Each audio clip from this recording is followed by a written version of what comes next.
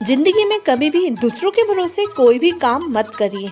जो भी काम आपको करना है अपने भरोसे पर, अपने बल पर, अपने दम पर करिए, क्योंकि दूसरे तो आपको सिर्फ तभी उठाते हैं जब आप मिट्टी में मिल जाते हैं। अब तो किसी भी काम के लिए आप धैर्य रखिए, सब्र रखिए, फल आपको जरूर मिलेगा। यदि आपके कर्म अच्छे हैं तो आपको फल अवश्य मिलेगा। मत किसी के सामने अपना दुख बताइए। अकेले में जो इंसान रो लेता है, अपना दुख छुपा लेता है, भविष्य में कामयाब वही होता है।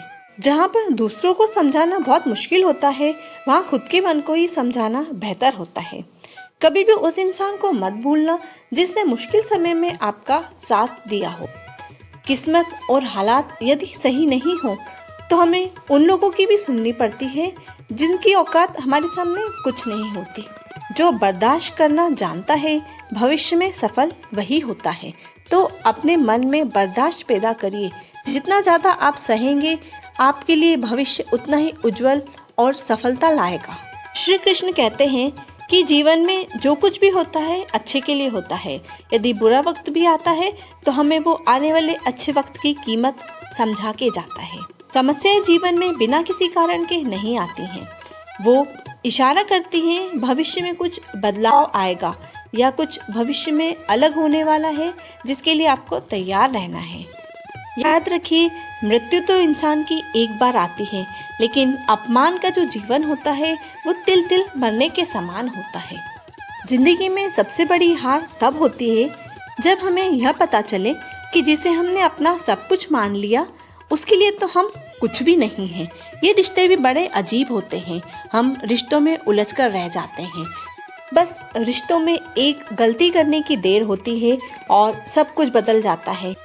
आप उनकी नज़र में दुनिया के सबसे बुरे इंसान बन जाते हैं। वे यह भी भूल जाते हैं कि पिछले इतने सालों में उनके लिए आपने क्या क्या किया है। परंतु परमात्मा का आशीर्वाद तो आपके पास सदैव ही रहता है। कभी भी परमात्मा का आशीर्वाद आपसे कोई नहीं छीन सकता है। आप सिर्फ अपने कर्म करिए। भूल जाइए कि किसने क्या किया। सिर्फ याद आपको यह रखना है कि आपको अपने कर्म अच्छे करने हैं ताकि आप भविष्य अपना बना सके। जो वक्त बीत चुका है उसे तो बदला नहीं जा सकता है, लेकिन अपने कर्मों के द्वारा आने वाले वक्त को आप बहुत अच्छा संवार सकते हैं, उसे बना सकते हैं। मत चिंता करिए कि किसने आपके साथ क्या किया या आपने उनके लिए क्या किया। भूल जाइए सब और जिंदगी में आगे बढ़ जाइए। सारी चिंताओं को छोड़कर परमात्मा से अपनी लगन लगा लीजिए। अपने कर्मों के द्वारा अपने आने वाले भविष्य को संवार लीजिए और सारी चिंता आपकी खत्म हो जाएंगी। यदि आप अपनी ज़िंदगी बदलना चाहते हैं और एक ऐसे इंसान को ढूंढ रहे हैं जो आपकी ज़िंदगी बदल देगा, तो सबसे पहले आईने में खुद को देखिए, अपने आप को देखिए, अपनी तारीफ़ करिए, क्योंकि जब तक आप अपनी खुद की तारीफ़ नहीं करेंगे दुनिया आपको नहीं समझेगी। हमेशा हर चीज़ पाने की इच्छा मत रखिए, क्योंकि त्याग के बिना कुछ भी पाया नहीं जा सकता।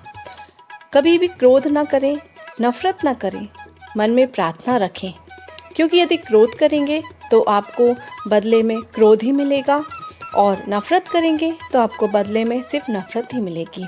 लेकिन प्रार्थना से कोई काम करेंगे आपको तो आपको बदले में प्रार्थना ही मिलेगी और आपका काम सफल होगा। अपने मन को खूबसूरत रखिए और सदा भगवान को याद करिए। हर परिस्थिति में भगवान को याद करिए और अपनी सारी मुश्किलें और परेशानियां उन्हें सौंप दीजिए।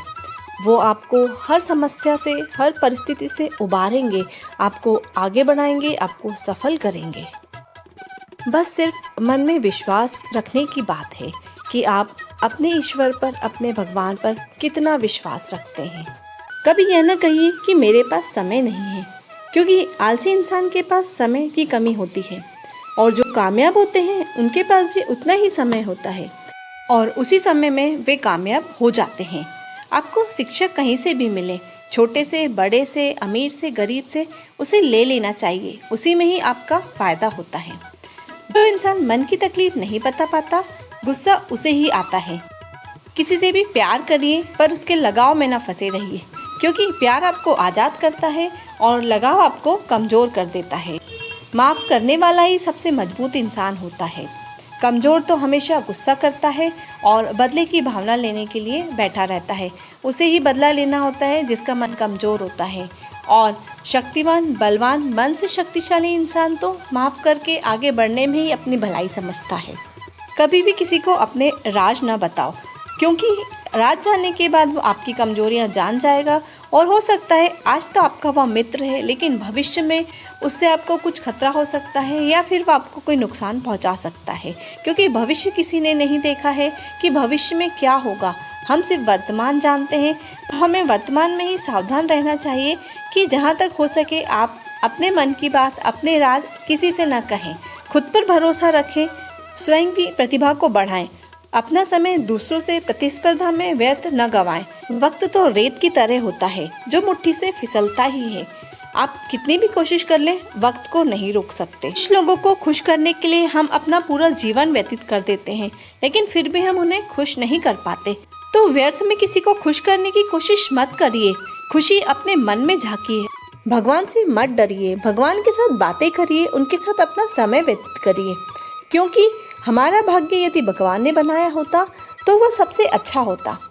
इसलिए क्योंकि हम भगवान के बच्चे हैं। क्या हम अपने बच्चों का भाग्य कभी बुरा लिख सकते हैं? यदि नहीं, तो फिर भगवान अपने बच्चों का भाग्य बुरा कैसे लिख सकता है? हमारा भाग्य बनता है हमारे कर्मों से, तो अपने कर्म को सुधारिए, अपने कर्म अच्छे करिए। आपसे यदि कोई कुछ मांगता है तो आप उसे दे दीजिए, क्योंकि ईश्वर ने आपको देने लायक बनाया है, मांगने लायक नहीं। आप समर्थ हैं तभी तो आपसे कोई मांग रहा है, तो उसे दे दीजिए और प्रसन्न होइए, क्योंकि देने में जो सुख है वो लेने में नहीं है। हम हमेशा खुद को दुखी मानते हैं, खुद को सोचते हैं हमें ये परेशानी है, ये तकलीफ है, लेकिन यदि संसार में आप अपने आसपास निहारेंगे तो आप महसूस करेंगे कि आपसे भी ज़्यादा बड़े दुखी लोग हैं। आप तो बहुत सुखी हैं, प्रसन्न हैं। जिस दिन मन में आपकी ये भावना आ जाएगी ना कि मुझे किसी से कुछ नहीं चाहिए, मुझे सिर्फ देना है, मुझे देने में ही खुशी मिलती है और मेरा दुख तो दूसरों से बहुत कम है, मुझसे भी ज़्यादा दुखी संसार में बैठे हैं, यकीन जानिए उस दिन के बाद से आप दुखी नहीं होंगे। यदि कोई कष्ट या परेशानी आपको आती भी है, कोई दुख आता भी है, तो आप ईश्वर से जुड़ जाइए, उन्हें अपनी सारी परेशानियां सौंप दीजिए। देखिएगा सारे कष्ट दूर हो जाएंगे।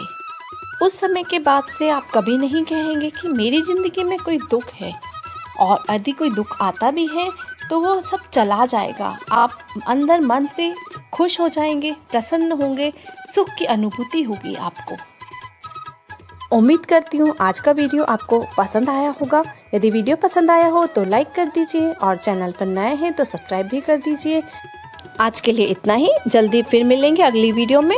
जय श्री कृष्णा, राधे राधे।